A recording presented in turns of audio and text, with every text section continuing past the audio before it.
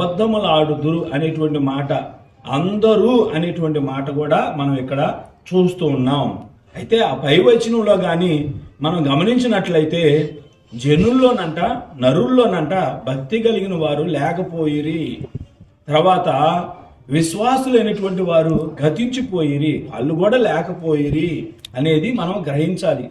అందుకే అందరూ ఒకరితోనొకరు అబద్ధములాడుతున్నారు అని భక్తుడు దావీదు ద్వారా దేవుడు తెలియజేస్తున్నాడు.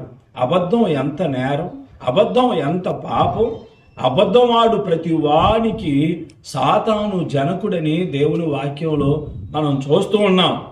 అది సాతాను సంబంధి అని, సాతాను చెప్పిందల్లా చెయ్యాలని, సాతాను నడవమన్నట్లుగా నడవాలి అని దానికి అర్థం.